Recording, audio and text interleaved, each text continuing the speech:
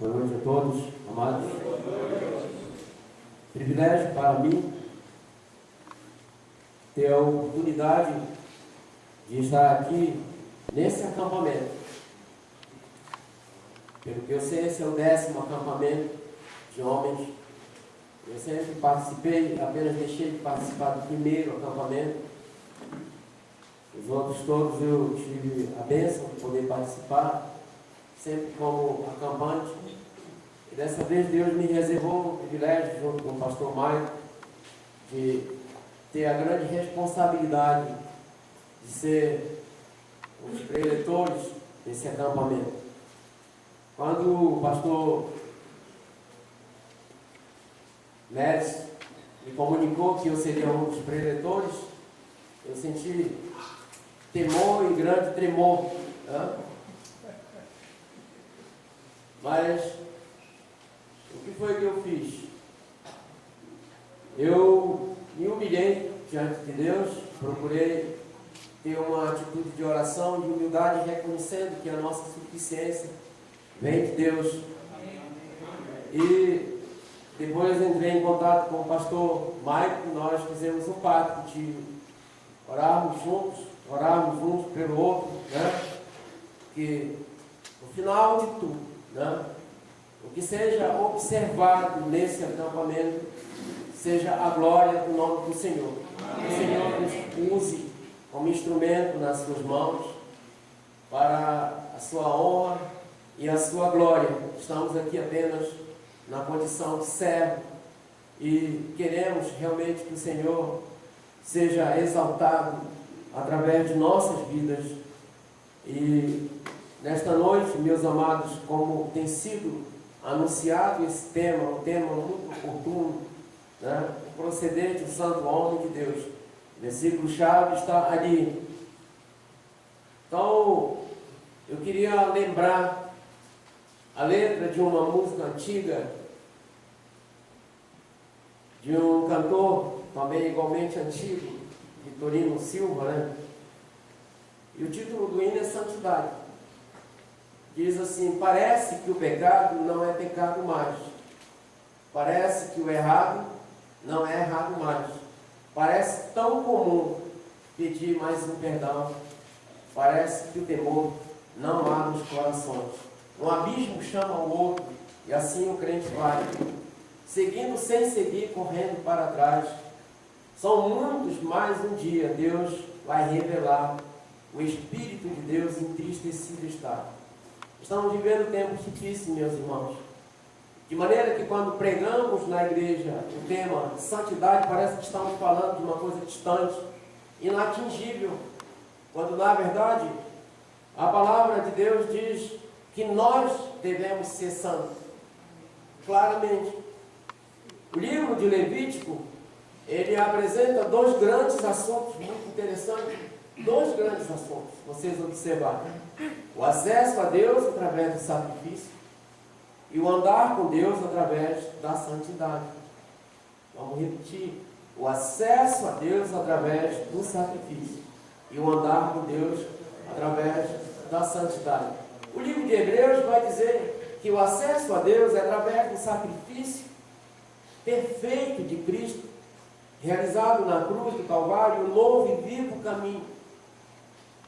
E o andar com Deus através da santidade, que o Espírito Santo de Deus que habita em nós nos capacita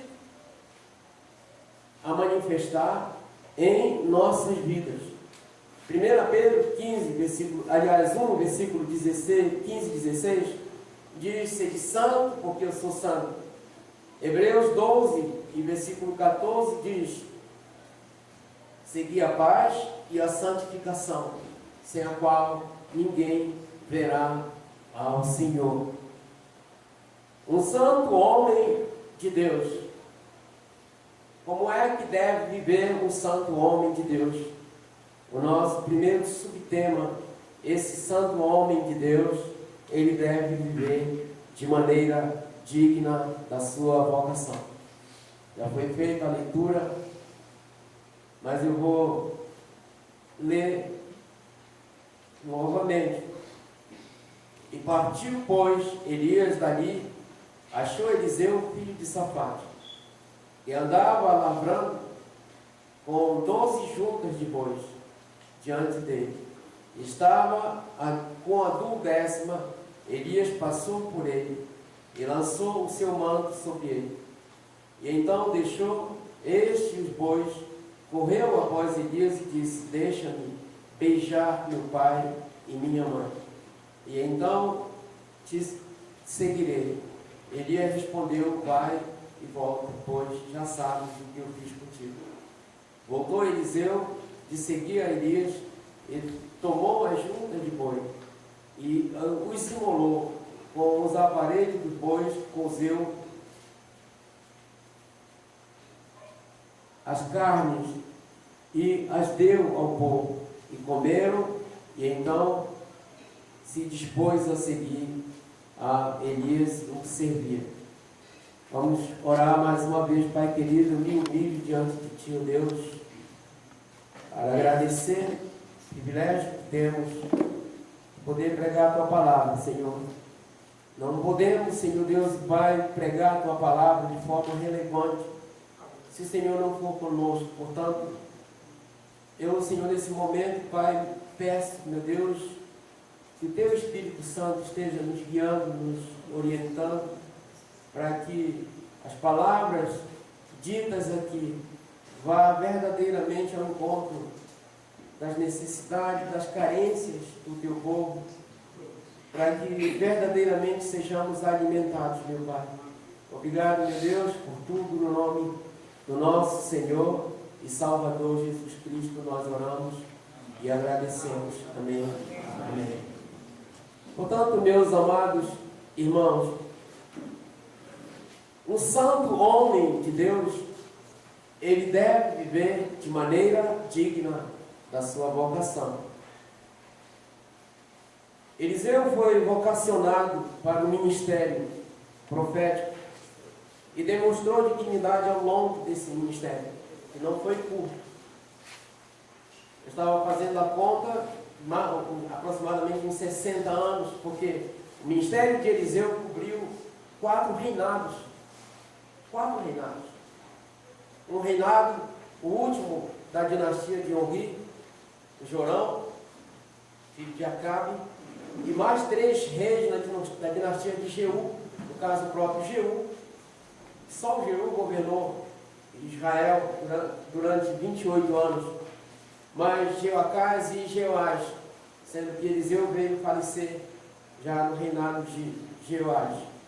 Então, meus amados, foram aproximadamente 60 ou mais de 60 anos que Eliseu esteve, né, exercendo o ministério. Evidentemente que todos os fatos que fizeram parte do ministério de Eliseu não estão narrados nas Escrituras. E estão muitos fatos que aconteceram, foram narrados justamente para que nós pudéssemos nos basear no que foi a vida desse homem, desse santo homem de Deus. Aí vocês vão dizer: mas esse homem foi um santo homem de Deus porque ele era um profeta, ele tinha que ser santo, né?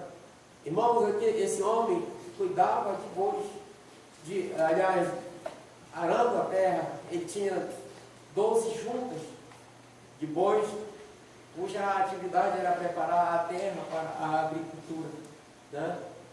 E esse homem foi vocacionado, foi escolhido pelo próprio Deus. Foi Deus que indicou.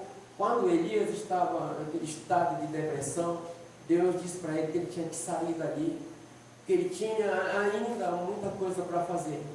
Ele tinha que escolher Eliseu para ficar no seu lugar. Ele tinha que ungir mais 2 reis, o rei em Israel, o Jeú, e o rei da Síria. Então, o próprio Deus escolheu Eliseu. E baseado em quê? Provavelmente na maneira como aquele homem já vinha vivendo diante de Deus. Mas, irmãos, alguns fatos no ministério de Eliseu me chamam a atenção que eu queria destacar nesta noite. Primeiro, a sua prontidão de servo. A Bíblia, no texto que nós lemos, diz que ele se apresentou a Elias e, a partir daí, passou a servir. Então, um servo do Senhor. O que é um servo? Eu já ouvi uma vez o pastor Marcos falar, e ele tem toda a razão, que é errado a gente dizer para todo mundo que é servo de Deus. Nem todo crente é servo, irmãos. Nem todo crente é servo. Muita gente é só crente, mas não é servo. E o que é um servo? O servo, ele faz aquilo que é preciso. Eu estava lendo um livro, Vida Jubilosa, da nossa imprensa batista regular, chamou a atenção um exemplo de um diretor de um seminário, que estava passando por uma crise financeira, uma dificuldade, né? E então foi um homem meio endinheirado, né? E visitava o seminário, observar, olhar a situação daquele seminário e perguntou para um senhor, cabelo grisalho, que estava pintando uma parede: eu quero falar com o diretor dessa instituição. Quem é o diretor dessa instituição? Ele disse: se você for meio-dia naquela casa ali, você vai encontrar. E aí então, quando ele foi fazer alguma coisa, quando foi meio-dia, ele veio, bateu lá na casa, apertou a campainha e quem veio atender? O mesmo senhor de cabelo grisalho estava pintando com a parede e ele ficou surpreso. Mas o senhor era o diretor? Exatamente. E ele disse: olha, eu tenho uma ajuda para dar para o seminário, eu vou embora, depois eu vou ver o que eu faço. E, para surpresa daquele diretor, com poucos dias, chegou uma ordem de pagamento de cheque para que aquele seminário fosse ajudado com um valor de $50 mil. Né? Provavelmente a atitude daquele homem de servo, né, deve ter pesado um pouco na decisão daquele homem em ajudar. Meus irmãos, o servo, ele está sempre pronto para fazer as coisas. Ele está sempre em prontidão. Agora, não podemos confundir ser servo de Deus com ser prestativo. O servo é prestativo, mas nem todo mundo que é prestativo também é servo de Deus. Como um casal passou na nossa igreja uns anos atrás, e eu via aquele homem muito prestativo. Ele dava carona para todo mundo. Se fosse preciso fazer 3, 4 viagens para ir pegar e levar as pessoas, era uma coisa muito realmente interessante a atitude daquele homem. Né? E uma vez nós estávamos fazendo um mutirão na igreja, convocando todo mundo para um mutirão e tal. E aí a gente estava lá, enquanto tinha que limpar uma valeta onde a água corre na frente da igreja. Então eu estava lá fazendo aquele trabalho e eu vi que ele estava metendo a mão ali, tinha a mão. Aí eu disse: será que não era melhor dar uma luva, pegar um enxaveco, uma coisa assim para a gente, porque você está metendo a mão aí nessa lava? Eu disse: não, eu quero minerar mesmo, não tem problema nenhum, isso que é bom. Isso até é melhor para mim, eu quero minerar. Então, aí eu disse comigo mesmo: a nossa igreja é muito abençoada com a vida desse homem. É um servo de Deus, né? Mas por pouco tempo, meus irmãos, a esposa daquele homem me chamou para me dizer que o procedimento daquele homem em casa não era o certo. Palavras grosseiras para sua esposa, palavrões mesmo, certos irmãos me entendem. E houve um dia que ele até exibiu uma arma no caso. Então eu disse: eu estava enganado. Esse não é o servo de Deus, porque o servo de Deus, ele tem um testemunho que pode ser apresentado em qualquer lugar, que pode impressionar a vida das pessoas. Irmãos, um santo homem de Deus, ele vive de maneira digna da sua vocação. E primeiro, essa dignidade aparece na sua prontidão de servo. Mas também a sua dignidade aparecendo na reputação, na sua reputação diante dos seus observadores. Muitas vezes nós não avaliamos isso como uma coisa muito importante. Eu já vi pessoas dizerem: olha, o importante é ele, Deus. Né? Deus. Se alguém está pensando mal de mim, não estou nem aí. Mas, irmãos, é muito importante que as pessoas pensam assim. E a impressão que a gente causa nas pessoas, como crente, é muito importante. Eu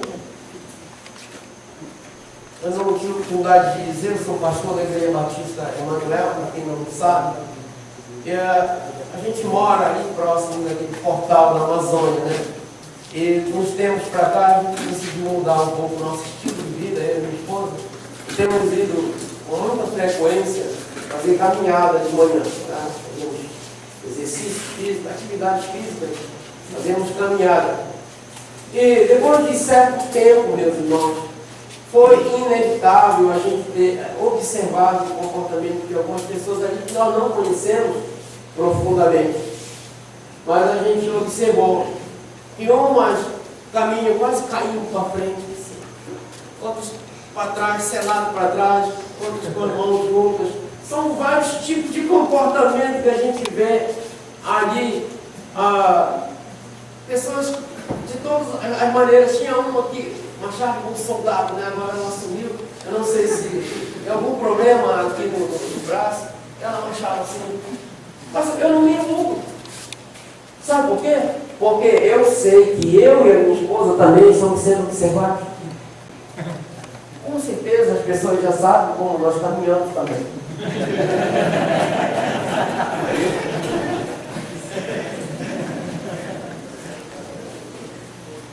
O Eliseu, ele só passava. Ele só passava. Ele era observado. Meus irmãos, como é que nós estamos sendo observados? A palavra de Deus, que nós não temos livrar-se do mal, mas da própria aparência do mal. Da aparência do mal. Então, eu não sei como nós estamos sendo observados. Tem uma moça lá no meu trabalho que ela gosta muito de abraçar. É uma coisa bem leve dela, mas ela também não é isso. Ela abraça, sabe? Eu acho que ela nasceu no Dia Internacional do Abraço. E às vezes ela me pede para eu tirar alguma coisa no meu cartão para ela. E ela quer ir abraçada comigo na rua. Não posso aceitar isso. Por quê, olha? De repente, ela é loura, né? Alguém diz, pastor Elialdo foi encontrado abraçando uma loura.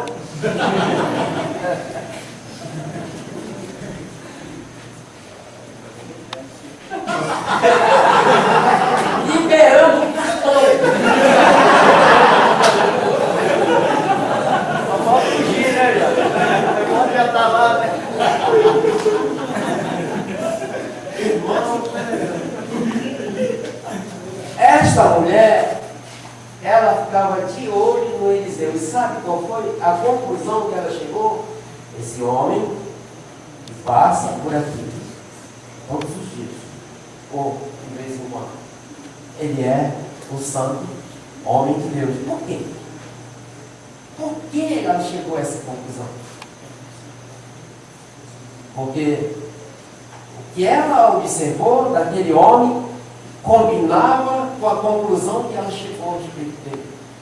Irmãos, qual é a impressão que nós estamos causando como crente? Como tem sido o nosso comportamento como crente? No nosso local de trabalho, na rua, no lugar onde mora, no nosso relacionamento na própria igreja. Nós não podemos agir de uma maneira que venha causar escândalo para a vida de ninguém. Agora, alguém me conduziu lá. Quando eu abri a porta do lugar, do quarto onde estou, na suíte onde estou, pastor Mário, né? Eu fiquei surpreso porque tinha muita gente na porta. Eu disse, pô, estão querendo invadir aqui? Mas eu observei e era uma fila enorme. E eu disse, poxa vida, eu sempre fui tão atento em relação a essa questão de fila, né? Sempre procuro ficar no primeiro lugar, lá no começo, e agora tenho que ir. Mas fui para lá. E teve alguém que disse, não, você é o preletor, você tem prioridade. Eu disse, não, vou ficar aqui, não, você tem prioridade. Eu fui conduzido por irmão Neto, né, que teve piedade de mim, mas eu não queria, irmãos, porque para não causar um escândalo, né? Pastor furando a fila.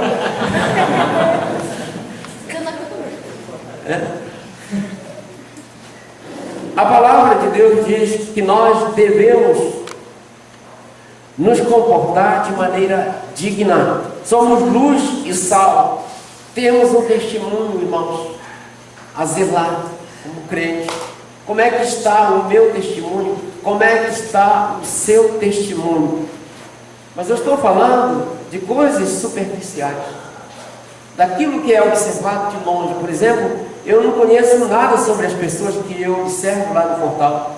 Como elas também não sabem muita coisa sobre mim e a minha esposa. Mas essa observação superficial é muito importante.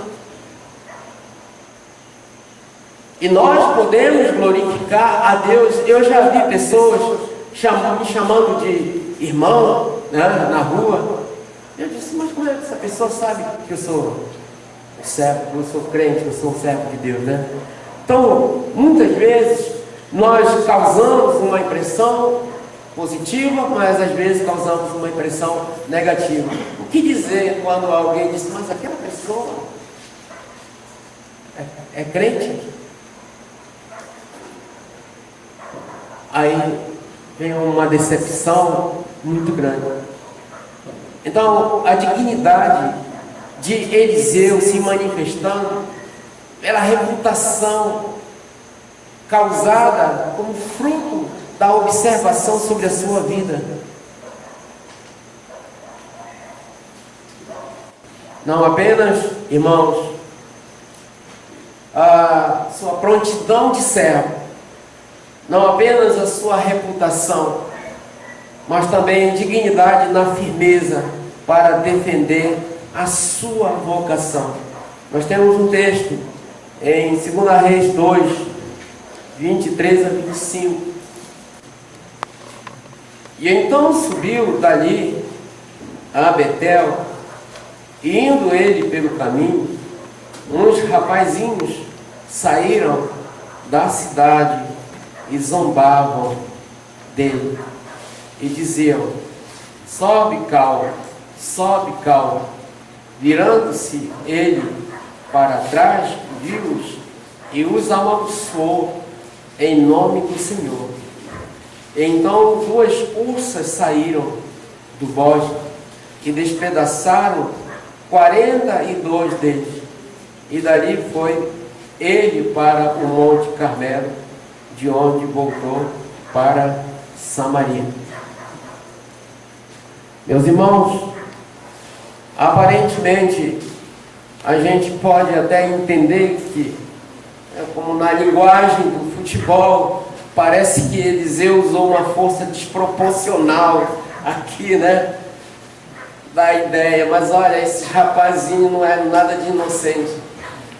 Primeiro que a palavra hebraica usada para rapazinho pode ser aplicada até a homem de 40 anos.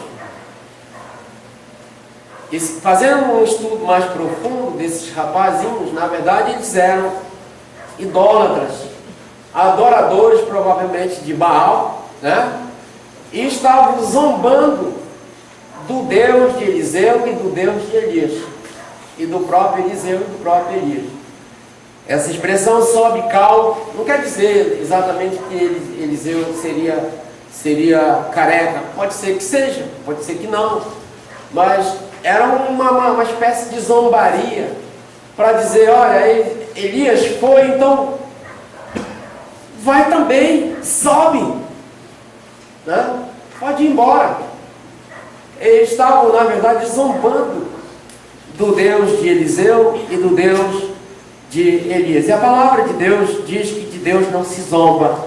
Tudo que o homem plantar, isso também ele ceifará. É a chamada lei da semeadura e da colheita, né? Aquilo que nós semeamos é opcional. Você planta aquilo que quiser. Você escolhe. E veja bem o que estamos plantando.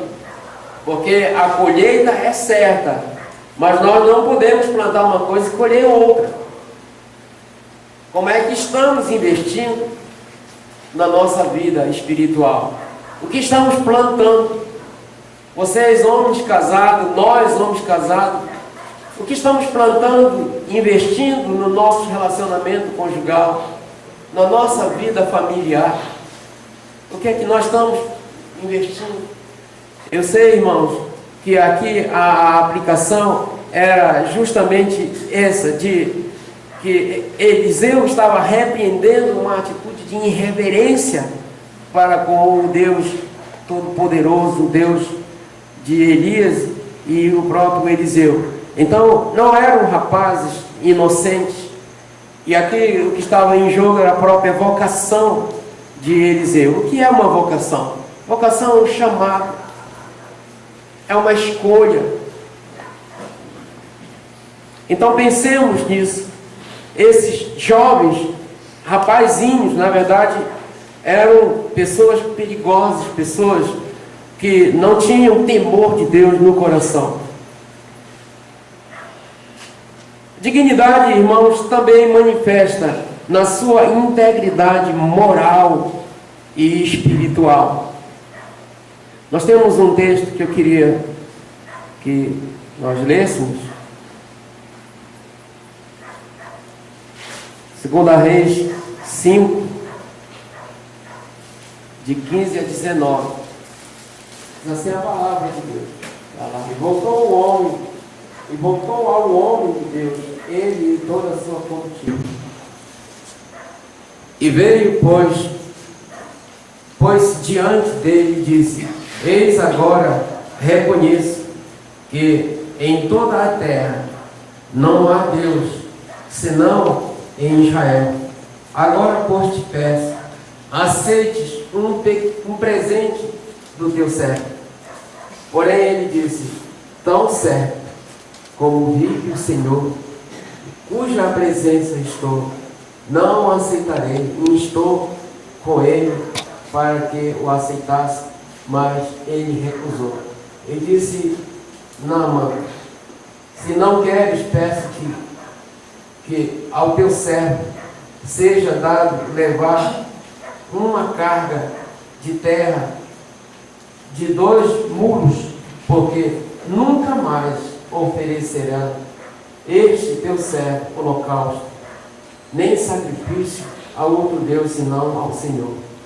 E nisto perdoe o Senhor o teu servo. Só até aí, irmãos. Onde vemos essa integridade de Eliseu? Primeiro, no fato dele não visar interesses materiais. Você faz ideia que presente era esse que o Naamã queria dar para Eliseu? Traduzindo, irmãos, numa linguagem que todos podem entender, eram aproximadamente 70 quilos de ouro e 350 quilos de prata e mais 5 vestes festivais. Foi feita uma avaliação, né? Um teólogo, e eu acho que está até defasada essa avaliação, era uma fortuna, aproximadamente num valor de 3 milhões de dólares, mas eu acredito que é até bem mais, dependendo da cotação do ouro.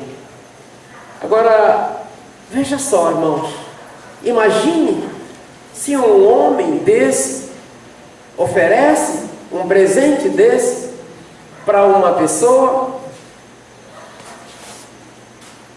que não está nem aí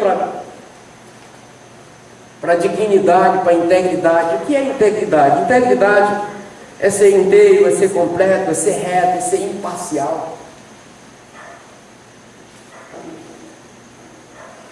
E é muito importante que o homem de Deus seja íntegro em suas atitudes, em suas ações.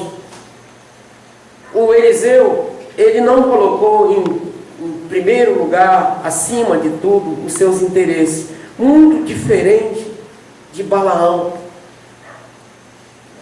E a palavra de Deus diz lá em 2 Pedro 2,15, que ele amou o prêmio da injustiça. Balaão era um profeta também. Então, uma verdadeira fortuna, ele simplesmente diz que é para ir embora, que pode voltar, que ele não quer, que ele não está interessado naquilo. 70 quilos de ouro, 350 quilos de prata. Irmão, nós estamos vivendo tempos difíceis. Tempos difíceis. E se você serve a Deus numa igreja séria, se o seu pastor é um homem sério, valorize isso. E se espere nisso. Eu tenho uma pessoa que eu estava evangelizando. Fui muitas vezes na casa dele, é dono de uma ótica. E muitas vezes orei com ele, com a família dele. Cheguei a fazer devocional na casa dele. E fiz uma certa amizade. Um dia eu ia passando e ele me chamou, pastor, vem cá. Ele estava com vários amigos, né? Ele disse assim, olha, esse aqui é o pastor Elial. Né? Eu dei a mão para cada um deles, muito bem. Olha, esse aí não é como aqueles. Irmãos, eu fiquei muito preocupado e intrigado. Quem são aqueles? O que estão fazendo aqueles? Que são eles? E eu não sabia que hoje a apresentação de pastor tem que ser feita com ressalva.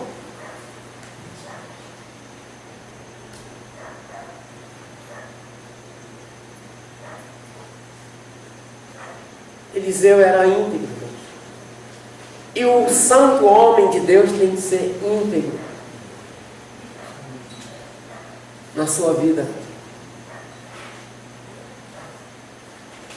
A dignidade de Eliseu também colocava acima de tudo a glória de Deus.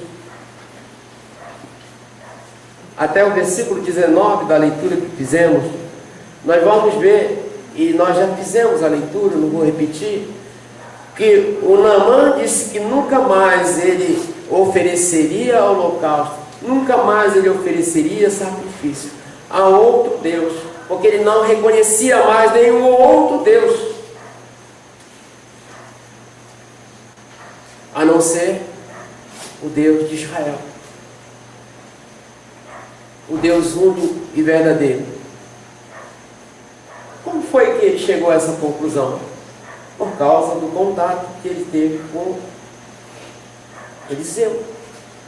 No primeiro momento, nada agradável, como vocês sabem, porque ele tinha idealizado a maneira como ele queria ser curado, ele estabeleceu como ele queria ser curado, mas Eliseu também mostrou dignidade até nisso, não se curvando a exigências de ninguém, mas apenas tendo compromisso com Deus. Mas agora, irmãos, ele chega à conclusão de que não há um outro Deus. Não há nenhum outro Deus a não ser o Deus de Eliseu, o Deus de Israel, o Deus único e verdadeiro. Nós vivemos para a glória de Deus.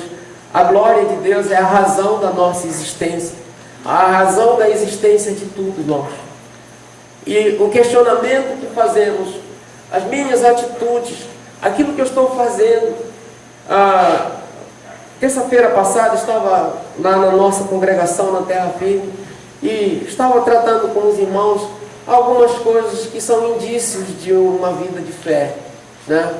E muito importante, o que eu estou fazendo é um indício de vida de fé. O que eu estou fazendo é para a glória de Deus. O que eu estou fazendo, eu sinto paz, eu sinto alegria, eu sinto gozo naquilo que eu estou fazendo. Ou eu sinto uma consciência pesada.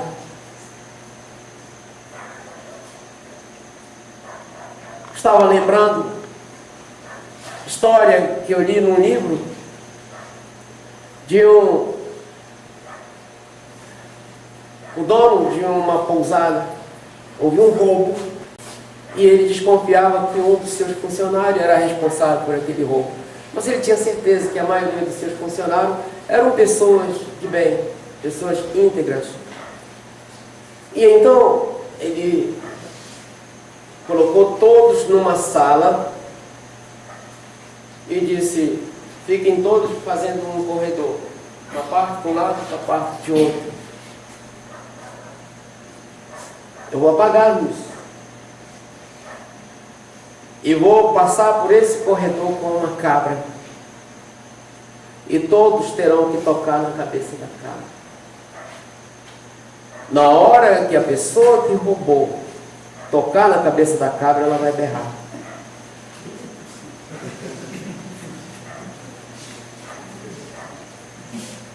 E ele passou. A cabra não berrou. E ele acendeu as luzes.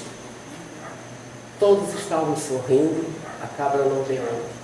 Ele disse: mostre as suas mãos. Todos estavam com a mão suja, menos um, o ladrão, porque ele, com medo da cabra berrar, ele não tocou.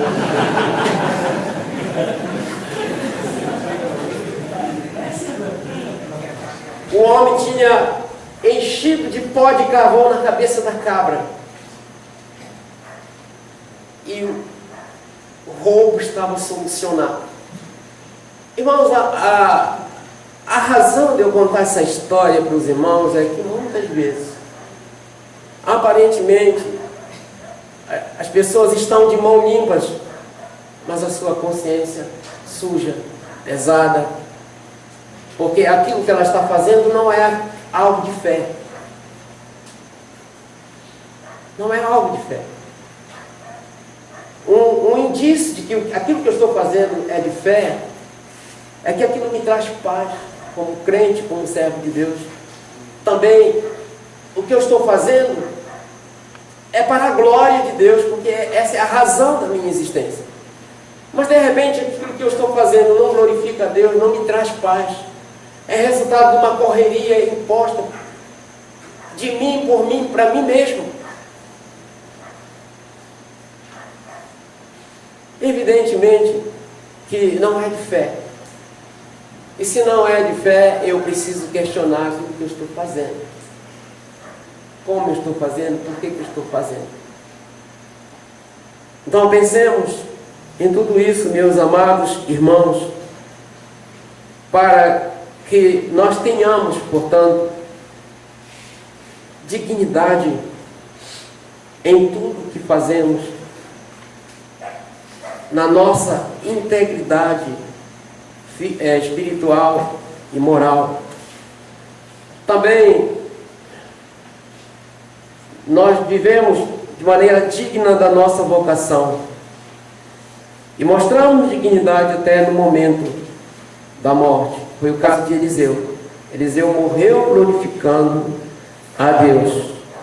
O ex-presidente da República, que já faleceu, Zé Alencar, ele dizia: eu não tenho medo da morte, eu tenho medo da desonra. Né? E o que é a desonra? A desonra, irmãos, é quando a pessoa morre e deixa um legado negativo. Não foi o caso de Eliseu. A palavra de Deus diz que mesmo depois dele morto, sepultado, né? Alguém tocou nos seus ossos e ele veio ressuscitou. Portanto, a palavra de Deus diz que no Salmo 116, que preciosa aos olhos do Senhor é a morte dos seus santos.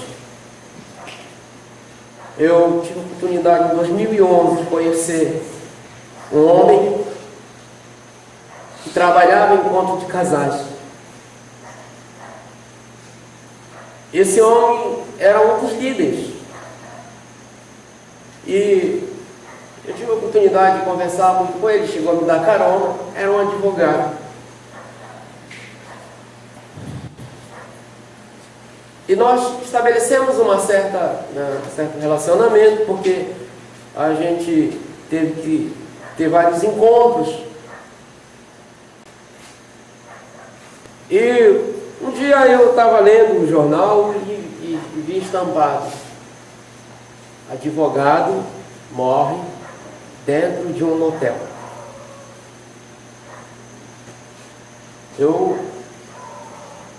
A gente lê tantas notícias, né? Eu não atentei tanto para aquela notícia. Eu estava olhando, ver se o Remo tinha melhorado na tabela. E não prestei muita atenção naquela notícia. Não prestei muita atenção naquela notícia. Mas depois o irmão Ricardo me chamou e me disse: olha, tem uma notícia triste para te dar, né? Aquela pessoa tal, me deu um nome, né? Por questão de ética eu não vou mencionar, faleceu. Irmão, essa pessoa já estava tudo pronto para ser feito um culto dentro da igreja, porque ninguém sabia as condições, as circunstâncias que ela tinha morrido.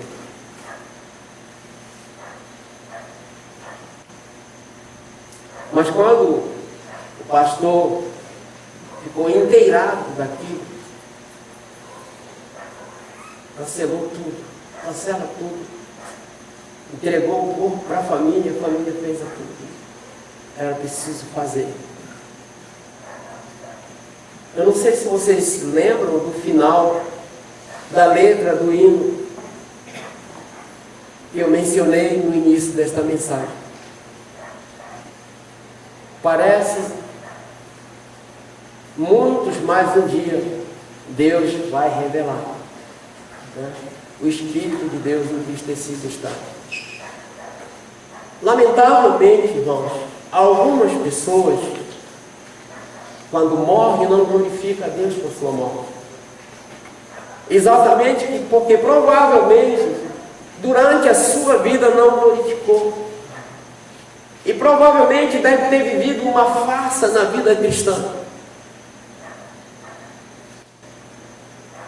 E aquele momento, aquele ponto culminante, né, onde tudo passa a ser esclarecido, dá a ideia de que realmente aquilo foi um caso pontual, uma coisa isolada, um fato isolado, quando na verdade aquilo acaba fazendo parte de um contexto, de uma vida toda, muitas vezes, que parecia que era, mas na verdade não era. Entendeu, irmãos? Então nós precisamos entender que para glorificar a Deus, nós temos que viver para a sua glória, para que no dia da nossa morte, o nome do Senhor também seja exaltado e seja glorificado. Irmãos, como conclusão, eu queria só lembrar para os irmãos que nós temos uma vocação também. Paulo fala lá no livro de Efésios, capítulo 4, versículo de 1 a 6, eu não vou fazer a leitura, eu só vou ler o âmago dessa leitura.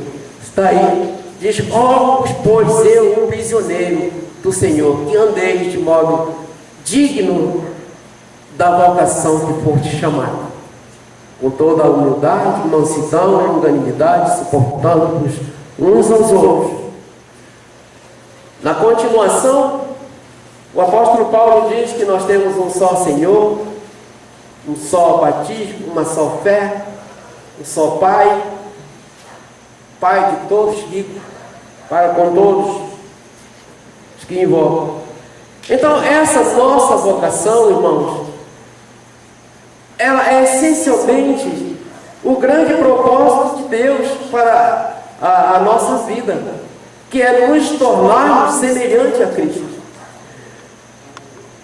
No capítulo 1, versículo 4, diz que o Senhor nos chamou para sermos santos e irrepreensíveis. Santos e irrepreensíveis. Ele nos chamou para isso. Esse é o propósito de Deus para a nossa chamada. Nós fomos chamados para sermos santos e irrepreensíveis.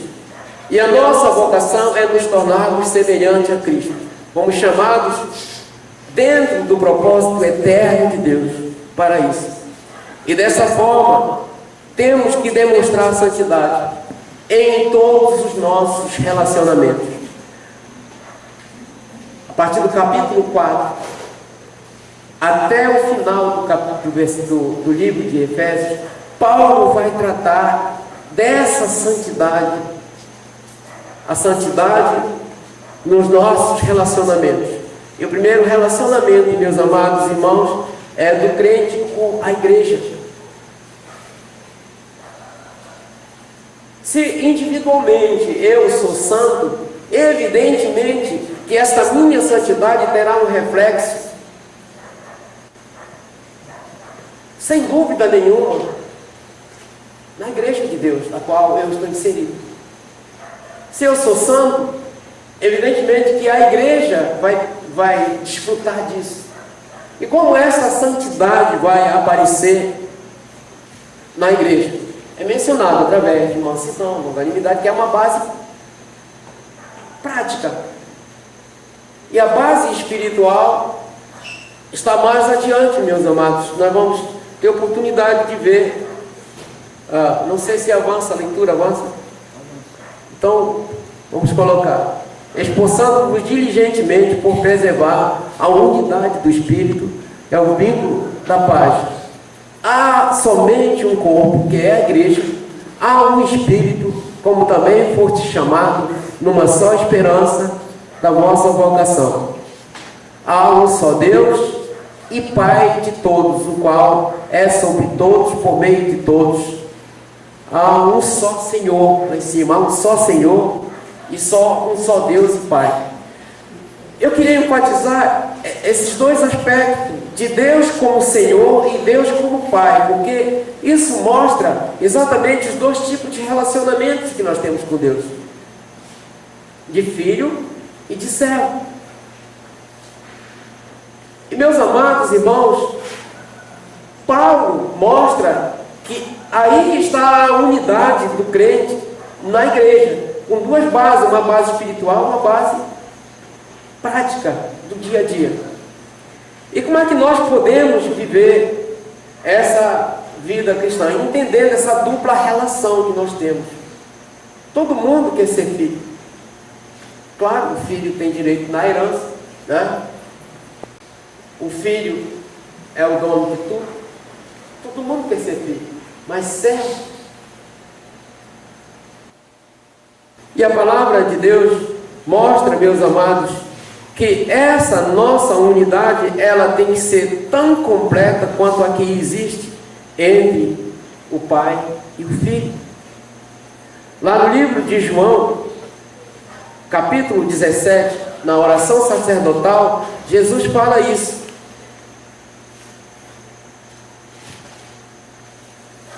O outro aspecto da unidade na igreja é o exercício correto dos dons espirituais. Cumprindo aqueles três objetivos, nós não podemos exercitar nenhum dom espiritual sem ter em mente quais são os objetivos desses dons. Por que eu tenho um dom? Por que Deus me qualificou? A palavra de Deus diz: o que é que tu tens que não te seja dado? E se te foi dado, por que tu soberbece? Evidentemente que existem três objetivos que precisam ser alcançados.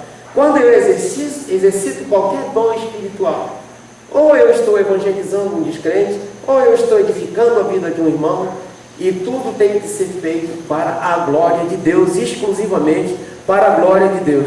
No ano passado, nós escolhemos um tema lá na nossa igreja, para o aniversário da igreja, fazendo tudo para a glória de Deus. Eu me lembro que o pastor Paulo Freitas estava pregando, e ele disse o seguinte, que alguém perguntou um dia para ele porque essa é a coisa do homem, ser humano, tá entendendo? Sempre quer um quinhãozinho para si. E alguém uma vez, ouvindo o pastor pregar sobre esse tema, ele disse, pastor, me diga uma coisa, não tem nem uma beirinhazinha para a gente aí, essa glória? E o pastor disse, não tem. Toda a honra, toda a glória é para o nome do Senhor. E essa é a razão da minha existência, da sua existência, meu irmão. Da nossa existência. Quando não existe essa unidade na igreja, e essa unidade acontece de que maneira?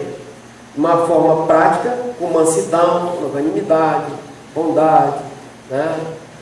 E de uma maneira, uma base espiritual, que é aquilo que nós vimos, há um só Senhor, uma só fé, um só Deus, um só batismo, né? Com o exercício correto dos dons. Quando esta unidade não existe, pouco adianta nós termos a melhor doutrina. Eu fico maravilhado toda vez que eu vou ministrar na igreja sobre as doutrinas batistas regulares. São doutrinas bíblicas, irmãos. Doutrinas bíblicas que podem ser comprovadas biblicamente. Eu estou certo disso, né? Agradeço muito a Deus toda vez que eu vou ministrar sobre a doutrina bíblica, por aquelas pessoas que sacrificaram, defendendo essa posição historicamente falando. Mas pouco importa nós termos a melhor doutrina, pouco importa nós termos um púlpito preparado, qualificado, mensagens eloquentes, se essa unidade não acontecer na igreja. Não adianta nada. Porque a igreja não vai para frente, não desenvolve, não cresce, não cumpre o eterno propósito de Deus. Efésios trata sobre o eterno propósito de Deus na igreja e através da igreja. Na sequência, Paulo fala sobre a nossa relação, a nossa santidade aparecendo na nossa relação com o mundo. Pense numa mistura que nós aprendemos quando estudamos química, é a mistura heterogênea, né? Todos vocês devem saber o que eu estou falando. O que é uma mistura heterogênea? É aquela mistura onde facilmente você identifica, né, os elementos que estão misturados. Mistura o feijão com arroz. Dá para catar, né? Tira o feijão, tira o arroz. Melhor começar tirando o feijão, que é mais graúdo, né? E deixa o arroz. Pois é desta forma, irmãos, que nós devemos estar inseridos no mundo. Na hora que o crente está vivendo nesse mundo e ninguém faz mais distinção se ele ainda é crente, se ele é servo de Deus ou não, porque as suas práticas, a maneira como ele fala, a maneira como ele age, não o identifica como crente. A maneira como ele pensa não o identifica como crente. Estava ouvindo um testemunho de um irmão chamado Jorge Val, né? Não sei quem já ouviu esse testemunho aqui, mas foi um homem que passou uma vergonha muito grande, mas ele resolveu encarar isso e dar esse testemunho para ajudar outras pessoas. Ele tinha aceitado o evangelho, estava muito empolgado, ele dava testemunho, ele queria ler a Bíblia num mês só, toda a Bíblia. O pastor disse, vai mais devagar, meu irmão. E aí então, irmãos, aquele homem, devido ao seu entusiasmo, estava sendo convidado para dar o seu testemunho em vários lugares. E de repente alguém ligou o pastor dele, né, para ele dar o testemunho numa cidade vizinha. Ele estava indo, e aí ele parou num posto de gasolina para merendar, e quando ele tentou arrancar com o carro ensou, né? E aí ele começou a chamar um monte de palavrão, porque essa era a prática dele. apesar do seu testemunho, seu estardalhaço, né? Seu razoável, toda a empolgação dele e tal, mas ele não tinha feito um despojamento na sua vida. E, meus irmãos, a vida, na nossa relação do crente com o mundo, ela é feita de despojamento e revestimento. Há coisas que nós temos que jogar fora, como a mentira, a ira, a inveja, as obras da carne. As obras da carne. Nós precisamos jogar fora, sério. Mas esse homem, ele tinha um problema sério em relação ao que ele falava. O que ele falava não identificava como crente. Então ele começou a falar um monte de palavrão, chutar o pneu do carro. E nessa hora vinha alguém no carrinho velhinho, né? Ele parou lá e disse: "Você precisa de ajuda, meu amigo?" Esse.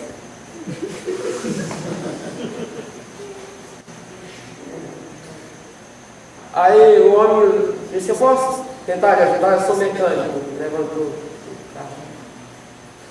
E o homem observou, sendo mecânico, que era fácil resolver aquilo. Ele disse: "Olha, vou consertar seu carro. Mas assuma um compromisso comigo. Se eu assumo, só conserto se eu assumir. Assumo." Tá bom. Aí o homem consertou. Agora liga o carro. O carro pegou na hora. Eu disse: "Agora para aí. Olha, nós temos um culto maravilhoso. Eu sou pastor hoje, um culto na nossa igreja, aqui na cidade. E nós vamos ouvir um testemunho maravilhoso hoje. É do irmão Jorge Val." Ele disse: quando ele ouviu aquilo, ele ligou o carro e saiu voado, né? Mas chegou lá adiante, irmão, ele doeu a consciência dele, ele voltou. Ele disse: "Diga uma coisa, como é mesmo o nome desse homem abençoado que vai dar É Jorge Val."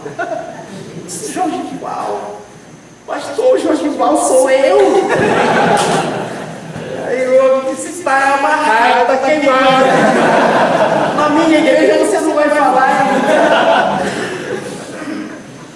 Sabe, irmãos, depois ele e o pastor entraram num acordo. Ele disse: "Olha, você vai falar na minha igreja, contanto que você seja absolutamente honesto e diga qual é a fraqueza da sua vida e qual é a sua disposição daqui por diante, depois dessa grande vergonha que você passou." Meus irmãos, eu não sei qual é o seu ponto fraco. Eu não sei se é a boca, não sei se é a língua, não sei se é outra coisa, mas você sabe. Você sabe diante de Deus. E olha, o que é que está deixando de te identificar como um crente? Para as pessoas te confundirem com uma pessoa mundana. Seja o que for, seja absolutamente honesto com Deus, como foi o Jorge Val. Entendeu? Seja honesto com Deus e procure uma nova atitude diante de Deus. Nós temos uma vocação. E a nossa vocação é a glória de Deus. A nossa vocação é nos tornarmos semelhantes a Cristo. Fomos chamados para isso. Fomos escolhidos para isso. Deus nos escolheu desde a fundação do mundo. Estamos dentro do eterno propósito de Deus. A sua chamada, a minha chamada não foi um acidente, meu irmão. Nós só estamos aqui porque Deus nos convocou. Então, vivamos de maneira digna da nossa vocação. Tem ainda o nosso relacionamento no lar, o nosso relacionamento com os poderes celestiais do mal. Mas entendo que a hora já avançou e eu queria deixar com os amados irmãos esta palavra. Espero que de alguma forma Deus tenha me usado para o crescimento, para o desenvolvimento de cada um dos irmãos. Pai querido, nós te louvamos, Senhor, pela tua palavra, meu Pai. Agradecemos pela tua bondade infinita. Ajuda-nos a viver de acordo com a nossa vocação. Agradecemos tudo isso no nome do nosso Senhor e Salvador Jesus Cristo. Amém. Amém.